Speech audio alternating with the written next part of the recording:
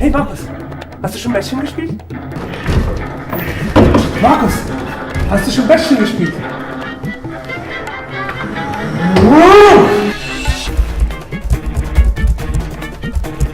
Hey Markus, hast du schon Bastion gespielt? Nein!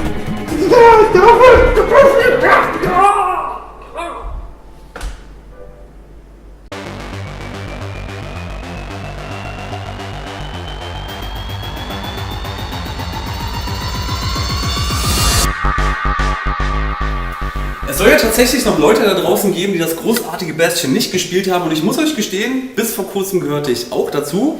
Asche auf mein Haupt, Bastion ist eigentlich wirklich ein großartiger Titel. Und deswegen richtet sich auch dieses Video primär an diejenigen, die Bastion bisher noch nicht gespielt haben. In diesem Sinne, viel Spaß. Proper story is supposed to start at the beginning. Ain't so simple with this one. Now here's a kid whose whole world got all twisted, leaving him stranded on a rock in the sky. He gets up, sets off for the Bastion, where everyone agreed to go in case of trouble. Ground forms up under his feet as it pointing the way. He don't stop to wonder why. Finds his lifelong friend just lying in the road. Well, it's a touching reunion. Das ist mal eine kurze Exposition. Die Ansage war eindeutig, also begebt ihr euch erst einmal auf die Suche nach der namensgebenden Bastion, einem der letzten Zufluchtsorte der Menschheit. In der Bastion angekommen, trefft ihr den Kauzim-Bewohner Rux, der sich als die omnipräsente Stimme aus dem Off zu erkennen gibt. Und damit die Bastion wieder in ihrem alten Glanz erstrahlen und ihren eigentlichen Zweck erfüllen kann, muss Kit nach den großen Energiekernen suchen. Auf seiner Reise zur Wiederherstellung der Bastion findet Kit allerdings dabei nicht nur die angesprochenen Kerne, sondern ab und an auch Überlebende der Katastrophe. In erster Linie ist Bastion ein Action-Rollenspiel, wobei der Fokus jedoch mehr auf der Action als auf dem Rollenspielanteil liegt. In bester Diablo-Manier schnetzelt ihr euch mit euren Waffen und diversen Spezialattacken durch die unterschiedlichen Level. Auch Blocken und Ausweichen will dabei gelernt sein. Wer im richtigen Moment den übergroßen Schild zückt, kann sogar die Angriffe seiner zahlreichen Gegner kontern. Bekommt ihr es anfangs nur mit gemeinem Fußvolk zu tun, das blindlings auf euch zustürmt, müsst ihr euch im späteren Spielverlauf sogar mit Gegnern herumschlagen, die euch spezielle Taktiken abverlangen. Für jeden erledigten Gegner bekommt ihr Erfahrungspunkte gut geschrieben und ab einer gewissen Anzahl winkt der obligatorische Stufenaufstieg. Pro Stufe kann Kit je einen alkoholischen Drink aus seinem Repertoire mitführen und bekommt dafür die entsprechenden Boni.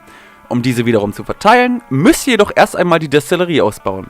Da die Maximalstufe im Spiel 10 beträgt, könnt ihr folglich bis zu 10 Spirituosen gleichzeitig tragen. Je mehr Alkohol ihr also mit euch führt, umso stärker werdet ihr.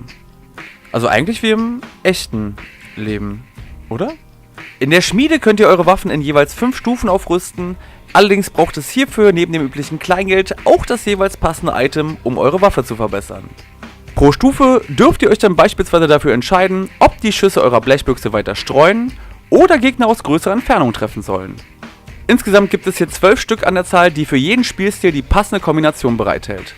Für jede der Waffen gibt es zudem eine optionale Herausforderung, welche wiederum mit verschiedenen Materialien für eure schlagkräftigen Argumente locken. Im Tempel hingegen könnt ihr euch mit dem passenden Götzen selbst das Leben schwer machen und direkten Einfluss auf den Schwierigkeitsgrad nehmen. Beispielsweise regenerieren eure Gegner dann ihre Lebenspunkte, dafür gibt es im Gegenzug mehr Erfahrungspunkte und Schotter auf euer Konto. Viel mehr Entscheidungsfreiheit dürft ihr bei Bastion jedoch nicht erwarten, mal abgesehen von den 2 Entscheidungen kurz vor Schluss, die jedoch keinen Einfluss auf das eigentliche Spielgeschehen haben. Dafür punktet Bastion im Gegenzug mit einer Menge Abwechslung. Mal beißt ihr euch durch Wellen zahlreicher Gegner, mal müsst ihr euch durch einen dicht bewachsenen Dschungel kämpfen und wieder ein anderes Mal müsst ihr aus einem einstürzenden Level fliehen. Natürlich mit Dutzenden von Gegnern im Nacken. Sollte es mal zu brenzlig werden, nehmt ihr einfach einen kräftigen Schluck Alkohol und lasst eure mächtigen Spezialattacken vom Stapel. Im wahren Leben klappt das so leider nicht. Je weiter im Spiel vorankommt, umso mehr erfahrt ihr auch über die Hintergründe der Katastrophe. Das Besondere hierbei ist allerdings nicht die Geschichte selbst, sondern deren Erzählweise. Quasi jeder Schritt im Spiel wird kommentiert, mal erfahrt ihr beim Voranschreiten interessante Hintergrunddetails, manchmal gibt es auch einfach nur ein bisschen Kommentar für eure schlechte Spielweise. Zu jedem noch so kleinen Detail hat die raue Stimme aus dem Off den passenden Spruch auf den Lippen. More squirts start coming out of the woodwork. Im Gegensatz zu gewissen anderen Formaten ist die Stimme aus dem Off jedoch niemals nur schmückendes Beiwerk, sondern tatsächlich die größte Stärke von Bastion. Zu verdanken ist dies der wunderbaren Stimme von Logan Cunningham, welcher euch mit seinen Worten ein besonderes Gefühl für die Welt und deren Bewohner vermittelt. Doch Bastion hat noch wesentlich mehr als nur ein bewusstes Stilmittel zu bieten. Allen voran sticht natürlich die handgezeichnete und sehr stilsichere Spielwelt ins Auge. Ähnlich stilsicher gibt sich auch die musikalische Untermalung. Nicht umsonst wird Bastion von allen möglichen Kritikern für seinen melancholischen Soundtrack in den Himmel gelobt. Fragt ruhig mal in eurem Freundeskreis, was vom Bastion am meisten hängen geblieben ist. Die Musik wird wahrscheinlich mit als erstes genannt werden.